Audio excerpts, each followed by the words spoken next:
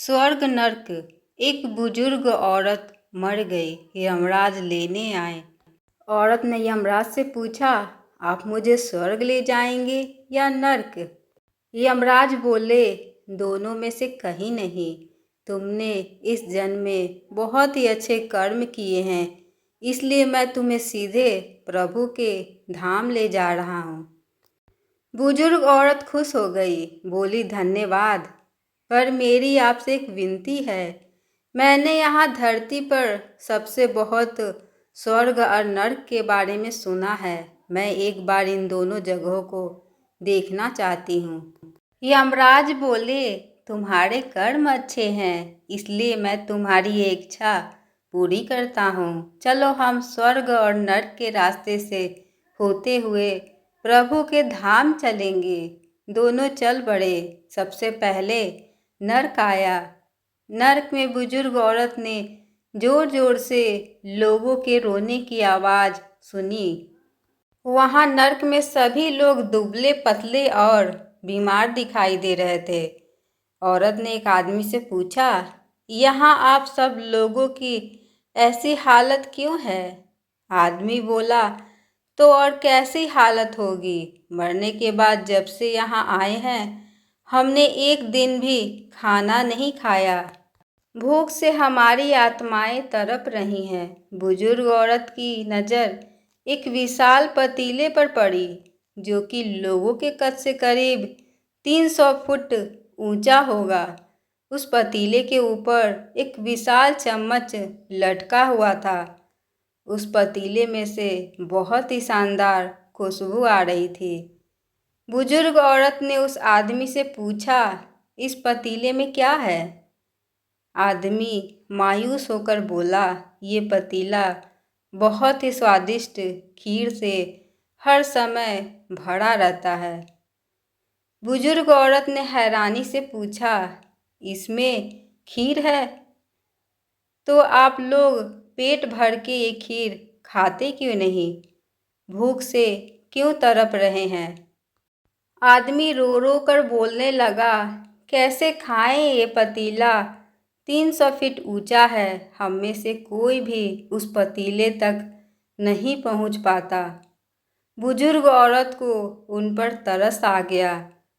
सोचने लगी, बेचारे खीर का पतीला होते हुए भी भूख से बेहाल हैं। शायद ईश्वर ने इन्हें यही दंड दिया होगा। यमराज बुजुर्ग औरत से बोले, चलो हमें देर हो रही है। दोनों चल पड़े। कुछ दूर चलने पर स्वर्ग आया। वहाँ पर बुजुर्ग औरत को सबकी हंसने खिलखिलाने की आवाज़ सुनाई दी। सब लोग बहुत खुश दिखाई दे रहे थे। उनको खुश देखकर बुजुर्ग औरत भी बहुत खुश हो गई। पर वहाँ स्वर्ग में भी बुजुर्ग औरत की नज़र वैसे ही 300 फुट ऊंचे पतीले पर पड़ी, जैसा नर्क में था। उसके ऊपर भी वैसा ही चम्मच लटका हुआ था। बुजुर्ग औरत ने वहाँ लोगों से पूछा, इस पतीले में क्या है? स्वर्ग के लोग बोले कि इसमें बहुत टेस्टी खीर है। बुजुर्ग औरत हैरान हो गई। उनसे बोली, पर ये पतीला तो 300 फीट ऊंचा है। आप लोग तो इस तक पहुंच ही नहीं पाते होंगे। उस हिसाब से तो आप लोगों को खाना मिलता ही नहीं होगा। आप लोग भूख से बेहाल होंगे। पर मुझे तो आप सभी इतने खुश लग रहे हैं। ऐसा कैसे? वहाँ के लोग बोले, हम तो सभी लोग इस पतीले में से पेट भर के खीर खाते हैं। औरत बोली, पर कैसे? पतीला तो बहुत ऊंचा है। वहाँ के लोग बोले, तो क्या हो गया? पतीला ऊंचा है तो यहाँ पर कितने सारे पेड़ हैं। ईश्वर ने ये पेड़ पौधे, नदी, झरने हम मनुष्य के उपयोग के लिए तो बनाई हैं। हमने इन पेड़ों की लकड़ी ली, उसको काटा, फिर लकड़ियों के टुकड़ों को जोड़कर एक विशाल सीढ़ी का निर्माण किया। उस लकड़ी की सीढ़ी के सहारे हम पतीले तक पहुँचते हैं और सब मिलकर खीर का आनंद लेते हैं। बुजुर्ग औरत यमराज की तरफ देखने लगी।